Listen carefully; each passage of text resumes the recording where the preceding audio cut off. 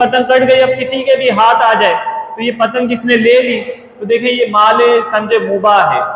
अगर किसी की पतंग कट के आ गई और आपके घर में आ गई, आपने ले ली, तो अब ये जरूरी नहीं कि ये पतंग उस तक पहुंचाई जाए, क्योंकि ये लुक्ता बन चुका है और लुक्ते का हुक्म ये है कि जिसको मिलता है उसका हो जाता है। लिहाजा अब आप इसको इस्तेमाल कर सकते हैं, लेकिन पतंगबाजी की शर्तियाँ जो है मशक करना, मुकाबला करना, ये जुए की सूरत होगी। इसी तरह बच्चे लाटरियां बोलते हैं, 10 रुपये की लाटरी में 100 रुपये निकलता है, 200 रुपये। हाँ, ये भाई का सवाल बहुत अहम है कि हमारे यहाँ लाटरियाँ मिलती है। अब छोटे बच्चे होते हैं, उनको लाटरी के पैसे मतलब घर वाले पैसे देते हैं।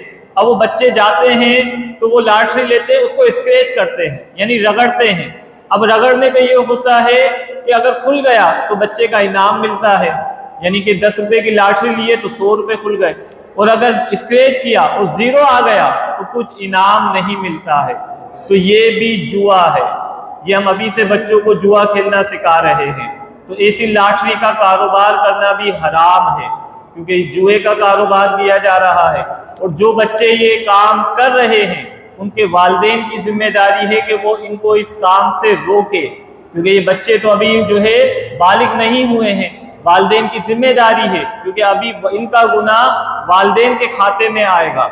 मिसाल के तौर पे जो कल नया साल है, अब अगर छोटे बच्चे फायरिंग करते हैं, गलियों के अंदर बाइकें चलाते हैं, तो वालिदैन की भी जिम्मेदारी है कि वो उन्हें रोके।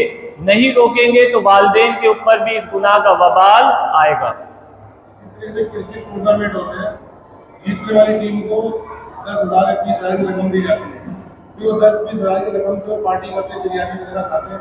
तो इस पैसे में खाना कैसे होगा? भाई का सवाल है, क्रिकेट टूर्नामेंट होते हैं यानी क्रिकेट के मैच होते हैं। होता यह है कि आपस में जो है एक टीम ए बन जाती है, एक टीम बी बन जाती है, फिर ये आपस में मैच खेलते हैं।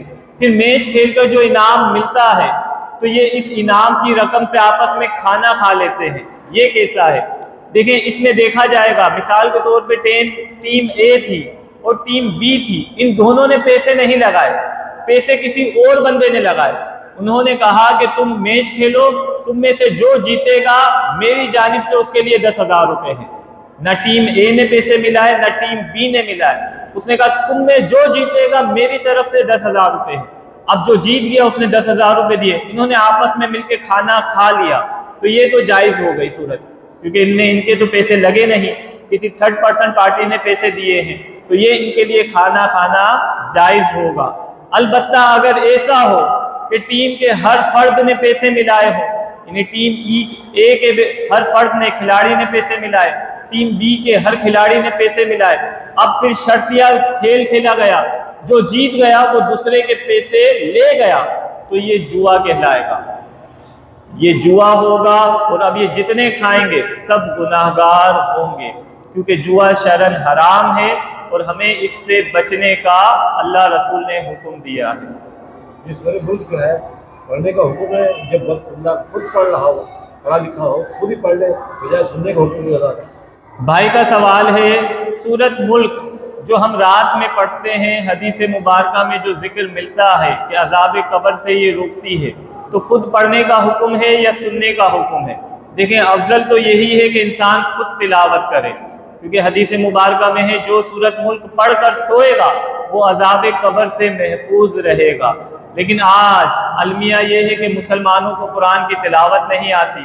कई लोग ऐसे हैं जो अभी भी आपको मिलेंगे तो कहेंगे हमें जो है वितर की दुआए कुनूत नहीं आती, यानी पूरी जिंदगी गुजार दी और दुआए कुनूत नहीं सीखी। तो अफजल मुसलमान के लिए है कि कुरान की सूरत की खुद तिलावत करे। अगर किसी वजह से वो नहीं सीख सका तो हमें अल्लाह की रहमत से उम्मीद है, अगर वो सुनेगा तब भी उसको सवाब मिलेगा, क्योंकि अल्लाह की बारगाह में जो बंदा नेकी करता है अल्लाह जर्रा बराबर नेकी को भी ज़ाया नहीं होने देता है। मकान मेरा अब्बा का मकान है और अब्बा के 2 भाई हैं और अब्बा ने भाइयों को रखा हुआ हिस्सा नहीं दिया, मतलब और अब्बा के बेटे भी है 8 साल के भी। अब वो जब मकान मिलेगा तो क्या भाइयों के हिस्से में पैसे जाएंगे या फिर वो उनके जिनका मकान है उनके बेटों में? भाई का सवाल है कि इनके वालिद साहब का मकान है, वालिद साहब जो है मकान के मालिक हैं। वालिद साहब ने अपने भाइयों को रखा हुआ है, यानी चचा जो इनके लगे।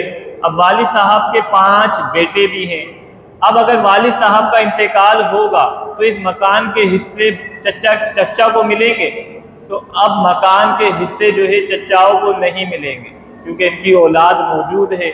तो इन 5 बच्चों के अंदर, यानी 5 बेटे या बेटियां हैं, उनके अंदर ये माल, ये मकान तकसीम होगा।